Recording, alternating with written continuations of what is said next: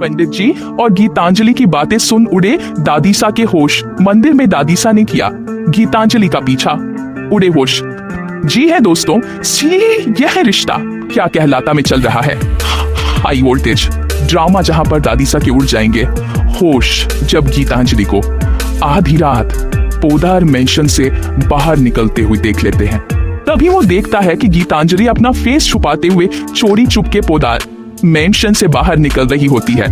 ये देख दादीसा सौंपते हैं, ये इतनी रात में कहा जा रही है, वो भी चोरी चुपके से, और वो उसका पीछा करती है। गीतांजलि यहाँ पर हड़बड़ाहट में पर्स में से पैसे निकालती है और मंदिर पहुँचती है, जहाँ वो पंडित को जबरदस्ती पैसे दे रही होती है कि वो यह सच किसी को न बताए। लेकिन पंडित कहता है, मैं कावेरी पोदार के साथ धोखा नहीं होने दूंगा, मैं उनको सच बता के रहूंगा कि तुम्हारी और अरमान की शादी झूठी है, क्योंकि न वो मंत्र मैंने पढ़े थे और तुमने कैसे जबरदस्ती मेरी बेटी को किडनैप करके मुझे झूठ बोलने पर मजबूर किया था, और तुमने मंदिर के सामने मरने का नाटक करके अरमान को भी मजबूर किया था शादी के लिए, जिसका वीडियो मेरी ही पोती में रिकॉर्ड किया है। वह वीडियो तो मैं आपका वेरीफाई उधर को देख ही रहूंगा। जिसके बाद यहाँ पर पंडित जी के सामने पैसे फेंक नजर आती है गीतांजलि और कहती है कि जितने पैसे चाहिए। अब मैं पोदार परिवार की बहू और जल्दी पोदार फॉर्म भी मेरी होगी, लेकिन अपना मुंह मत खोलना। लेकिन पंडित जी कहते हैं कि मुझे पता नहीं था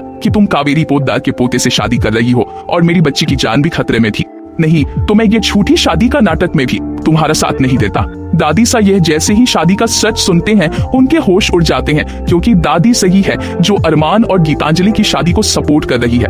उन्हें 440 वोट का झटका लगता है ये जानकर कि गीतांजलि इतना बड़ा झूठ हमसे बोल रही है। बता दीजिए, ये सब कुछ रिकॉर्ड कर लेती है कि यह शादी छोटी है। जिसके बाद देखने को मिलने वाला है दादीसा गीतांजलि को रंगे हाथ पकड़ते हैं और पंडित जी की होश उड़ जाते, और पंडित जी दादी सारी माफी मांगकर उनके पैर पकड़ लेते हैं। कहते हैं कि कावेरी मुझे नहीं पता था, मैंने जानबूझकर ये कुछ नहीं किया है, इस औरत ने मुझे मजबूर किया था ये छोटी शादी का नाटक करवाने के लिए। जिसके बाद दादी से कहते हैं, पंडित जी हम तो आपकी वफादारी से इस क्वेश्चन क्या आपने हमारा मान सम्मान रखा और इस घटिया औरत का सच हमें बताने की कोशिश की, लेकिन आज सबक तो हम इसे सिखाएंगे जिसने हमारे भावनाओं के साथ खेल खेला है, हमारे परिवार की खुशियों के साथ खेला है। और दादी साईं यहाँ पर गीतांजलि को जोरदार थप्पड़ मारती है और कहती हैं, आप तुम्हारा कोई भी रिश्ता हमारे अरमान से नहीं है, यह छोटी शादी हम नहीं मानते, सब कुछ हमने रिकॉर्ड कर लिया है। और गीतांजलि होश उड़ जाते हो।